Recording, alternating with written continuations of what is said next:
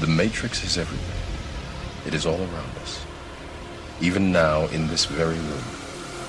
You can see it when you look out your window or when you turn on your television. You can feel it when you go to work, when you go to church, when you pay your taxes. It is the world that has been pulled over your eyes to blind you from the truth. What truth? That you are a slave, Neo. Like everyone else, you were born into bondage, born into a prison that you cannot smell or taste or touch. A prison for your mind. Welcome to the real world. I know you're out there. I can feel you now. I know that you're afraid. You're afraid of us. You're afraid of change. I don't know the future. I didn't come here to tell you how this is going to end. I came here to tell you how it's going to begin. I'm going to hang up this phone, and then I'm going to show these people what you don't want them to see. I'm going to show them a world without you. A world without rules and controls, without borders or boundaries. A world where anything is possible.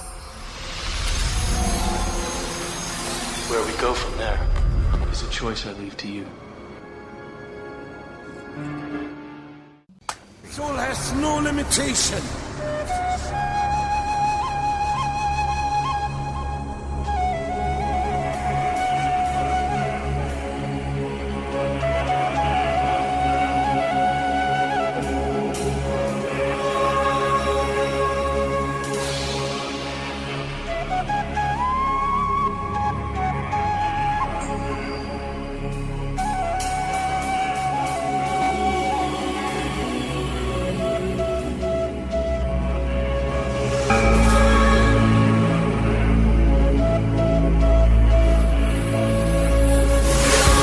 From this wider perspective, so much of what we do to each other must have the rest of creation shaking their heads in disbelief. The fact is that someone born in the United States is not more special than someone born in Mexico. Someone born in London is not more special than someone born in Liverpool. Someone who is white is not more special than someone who is black. They're just vehicles for the consciousness to experience. If you go down to the seashore and you pick up a droplet of water in your hand, how can anyone say that that droplet is any more or less special than all the other billions and trillions of droplets you see in the ocean before you? It's the perfect environmental and human assassin. It insists every year that we take more from the earth even quicker, turn it into even more things, sell even more things, consume even more things, throw away even more things, to worship the real God of the modern world, economic growth. How can you buy or sell the sky? We do not own the freshness of the air or the sparkle on the water. How then can you buy them from us? Every part of the earth is sacred to my people, holy in their memory and experience.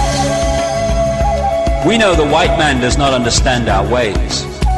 He's a stranger who comes in the night and takes from the land whatever he needs. The earth is not his friend, but his enemy. And when he's conquered it, he moves on. He kidnaps the earth and his children. His appetite will devour the earth and leave behind a desert. If the beasts were gone, we would die from a great loneliness of the spirit. For whatever befalls the earth, befalls the children of the earth. Love is there.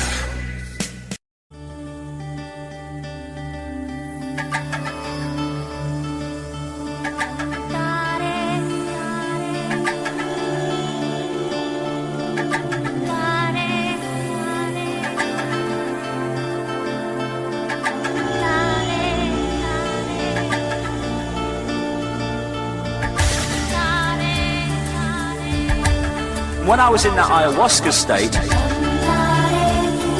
the opening line of this female voice was, the only thing you really need to know is infinite love is the only truth. Everything else is illusion.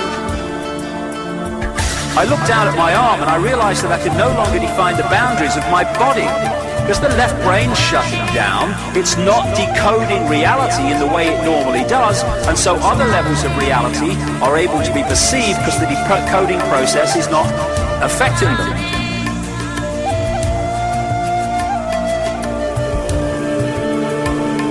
Land of mountain. Infinite love is the only truth.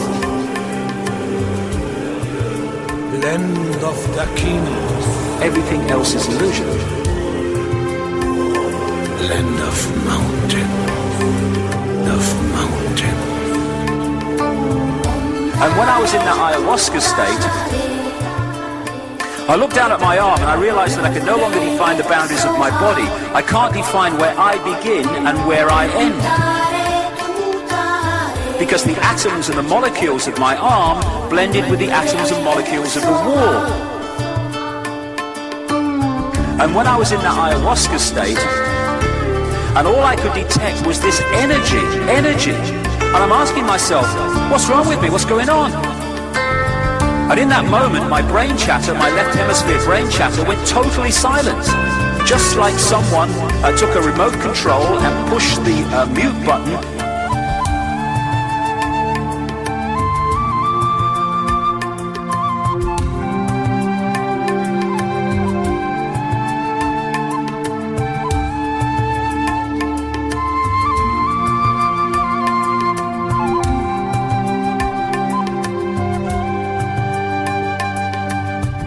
When I was in that ayahuasca state,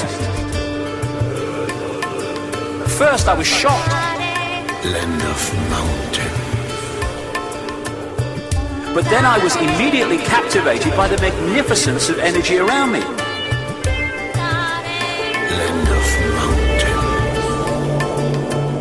And because I could no longer identify the boundaries of my body, I felt enormous and expansive. I felt at one with all the energy that was, and it was beautiful there. Imagine what it would be like to be totally disconnected from your brain chatter that connects you with the external world.